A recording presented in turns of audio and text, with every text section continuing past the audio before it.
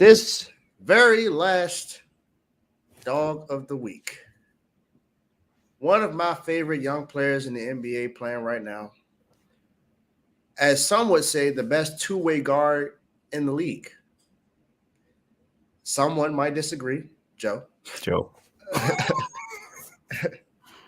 But I believe that this young kid can score anywhere on the court. He plays the passing lanes very well. He has very good IQ defensively.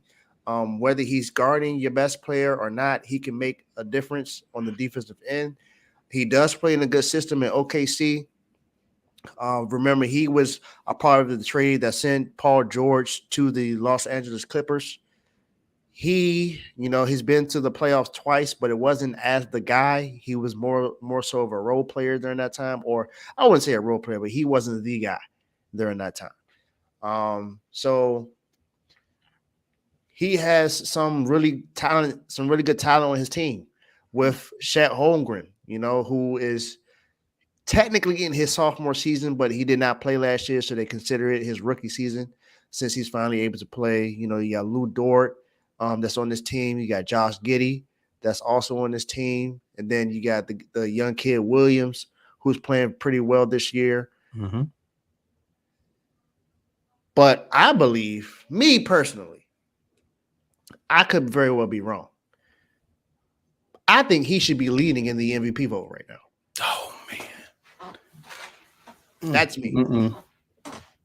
However, I'm going to allow my brother to allow the second returning dog of the week, second time, because at first it was Juju Watkins from USC.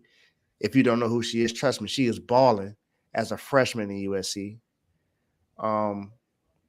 But this kid, man, this young man,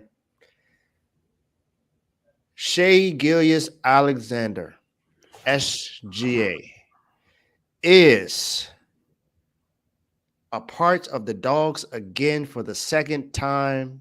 He's been balling this year. As I said, some will say, some will not. The best two-way guard in the league. Tony, the floor is yours. Yeah, so I had this conversation with when Joe and Tomo was on. They was talking about the next face of the NBA, and I mentioned this guy right here. And the only reason I mention this guy is because I haven't seen a night, even in losses, where they come on Sports Center and just show one of the games where this kid ain't doing something amazing. Let's just talk about last week. He averaged 32. Well, since the last Doghouse, he averaged. First of all, OKC is 4-0. Let's just say that. He averaged about 32 points a game. His average for the season is like 31 something, right? So he's right at his average, right? 31.4. Right. He averaged almost 7 assists, 6.75. So let's say 7 assists, right? He's averaging about 6.5 assists a game, right? Mm-hmm. And then he grabbed 6 rebounds. That's pretty much a little bit higher than what he's doing in the season, right? Mm-hmm. Most people would. So here's what most valuable player in the league, right?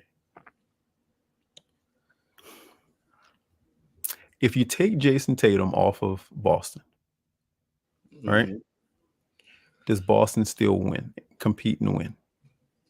I would say yes, because the answer would be yes. I would say everything they have around them, I would say yes. Yes, right? You take them off. You take this kid off of OKC, do they win? I don't know. I don't know if they would be this high. I still think they would be a good team, but I don't think they would be this high. No, they'd be in a play-in. They'd be a play-in team. Definitely a play-in team. Boston wouldn't be a play-in team. Nah, not at all. Boston would still be a top 3 team. They would still be good competing. They would be competing in the top 5 in basketball in the Eastern Conference. So you take that into account, right? You take that into account, this kid.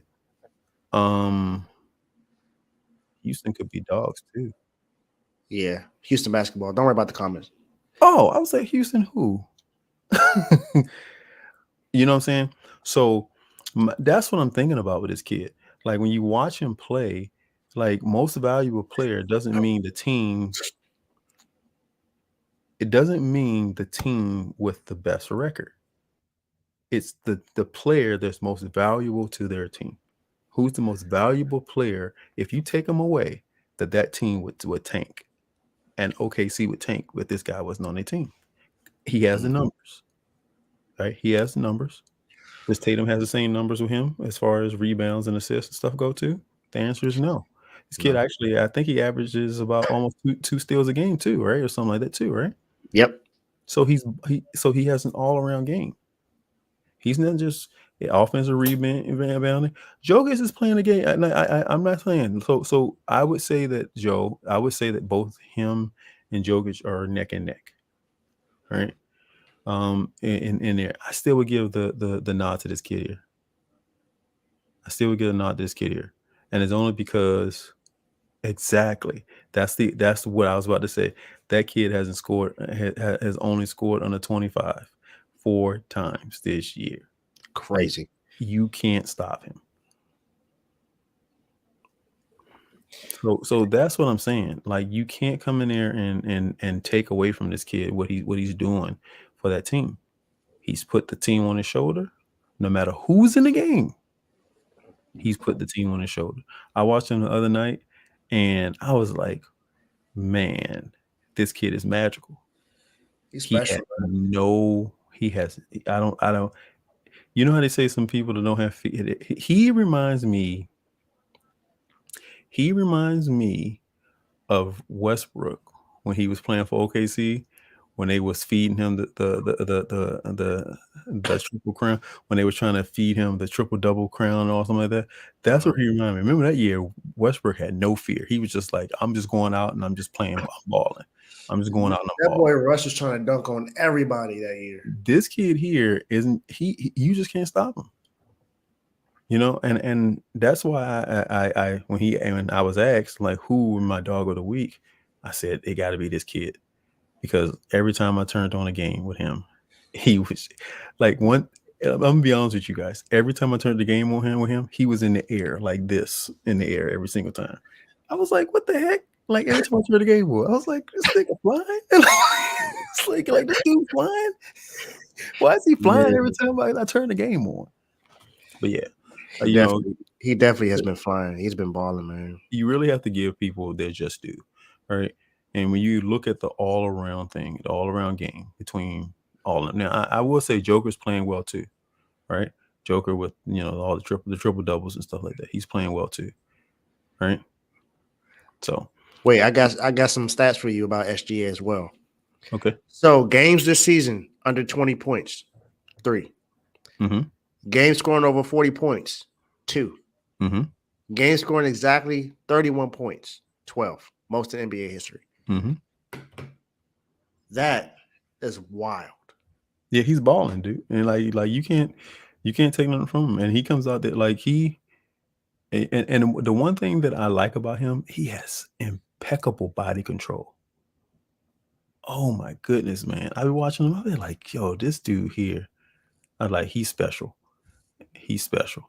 Right. And reason why I started looking at him? Because the one thing that Stephen A. Smith can't talk about is football. He tries to talk about it a lot because he hates the Cowboys and stuff like that. And he likes the Steelers and all the stuff like that. He can't talk about. But every time I watched the first take, he kept talking about him, because I really wasn't paying attention to SGA. I wasn't really paying attention to him. I'm a Pacer fan. Why would I pay attention to them? You know what I'm saying? But I get it. But Stephen A. Smith kept coming in there, and you know how Stephen A. Smith make those looks. He kept doing this. He was like, "I'm gonna tell you, man, they better get out there on that boy." And I was like, what are he talking about? And I watched a few games, and I was like, nah, my man is nice. He's nice.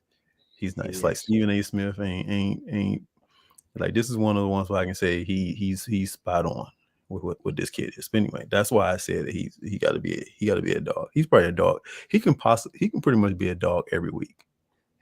He could be. He definitely could be. So now you see why SGA was brought up as the dog of the week for the second time on the doghouse because he's just been balling, man. Right. Only 3 times this season he scored under 20 points. And he has the most games scoring exactly 31 points at 12. Yeah, he's impressive. Look, this kid is doing everything he needs to do. He's balling. He has OKC as the number 2 seed in the West right now. And the West has we know the West is the gauntlet. Strong. Because you got the Minnesota Timberwolves, who are number 1 in the West right now. You got the Denver Nuggets, number 3 in the West. You got the Golden State Warriors, who are now starting to play a lot better. You got the Kings that, can still make some noise in the West.